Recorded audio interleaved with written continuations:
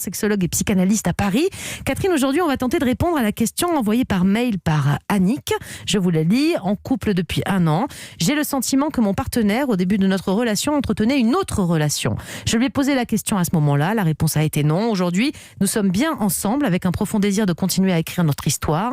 Dois-je ou puis-je lui poser à nouveau la question ? Je me sens prête à une réponse positive, justement parce que notre couple fonctionne très bien. Alors Catherine, pourquoi tout d'un coup elle veut reposer cette question ? C'est vrai que je peux comprendre au départ de s'interroger quand on débute une relation, puis si on sait que l'autre a peut-être quelqu'un d'autre, si elle peut faire le départ, ça peut être un peu flou. Mais là, au bout d'1 an, elle prend un risque, non, à reposer cette question. C'est pas tellement le risque, c'est quel est l'intérêt, encore une fois, puisqu'on va bien, est-ce qu'on a besoin de regarder si l'origine de notre relation était basée sur quelques malentendus ou quelques accommodements.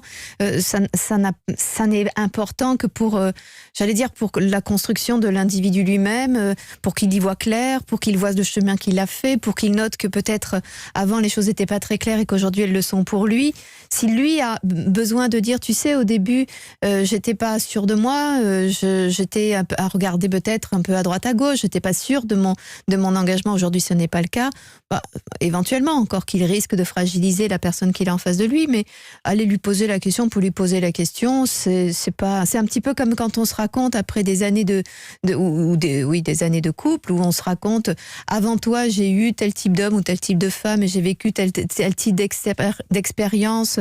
Ça n'a aucun intérêt, en fait. Ça n'a aucun intérêt. On est en train de regarder dans l'ici et maintenant, on est en train de se construire là, on est en train de bâtir là. Faut-il regarder à chaque fois en arrière ? Qu'est-ce qui nous fait peur dans le présent et dans l'avenir pour qu'on soit toujours obligé de regarder ce passé, pas toujours très tranquille, bien sûr.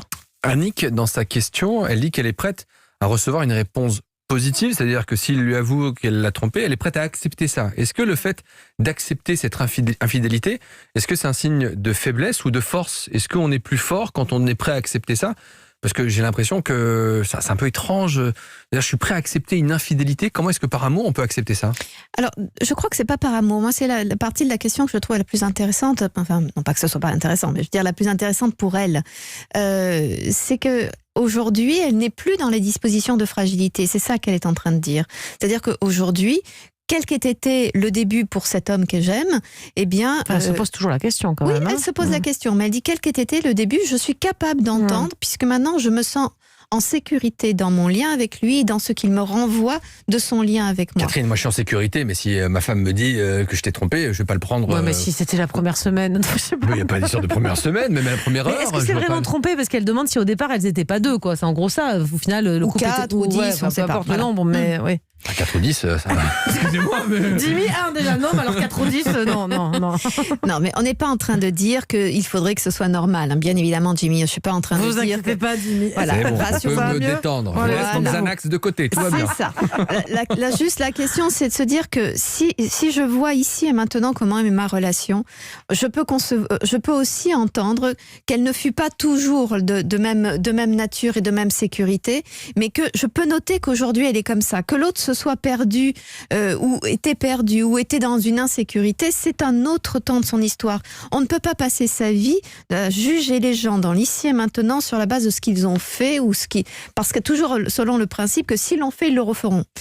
Non, on a le droit de grandir, on a le droit de s'être parfois perdu, on a le droit d'avoir expérimenté des choses et d'en avoir tirer des conclusions personnelles et que l'autre évidemment je comprends tout à fait l'inquiétude si vous appreniez que éventuellement au début de votre relation amoureuse, Jimmy, eh bien votre femme était en balance, vous mettez en balance avec un autre homme, mais le fait en même temps, est que c'est vous qu'elle a choisi, donc c'est ça qu'il faut voir. Dans les faits, elle est avec vous et avoir une insécurité sur ce point-là, c'est potentiellement douter de la force de votre relation aujourd'hui, qui est d'ailleurs c'est marqué par tout ce que vous avez bâti ensemble.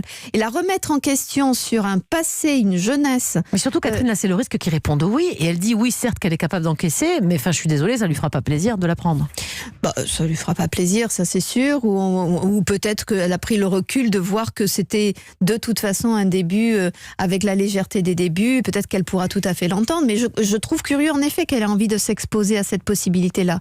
Je trouve plus intéressant de se dire, tu sais, quand on est sortis ensemble, tu me disais qu'il y avait que moi j'en ai toujours douté, mais tu sais, si ça avait été le cas, finalement je réalise que ça n'aurait pas été grave. Ça c'est autre chose, c'est témoigner de ma sécurité d'ici et maintenant, et pas aller titiller des choses pour se faire peur ou pour fragiliser une relation qui enfin est devenue stable. Donc ça pose la question, est-ce qu'on n'a pas toujours envie de fragiliser une relation plutôt que de jouir se faire un peu du mal de ce dont elles sont capables? Merci beaucoup Catherine pour tous ces conseils.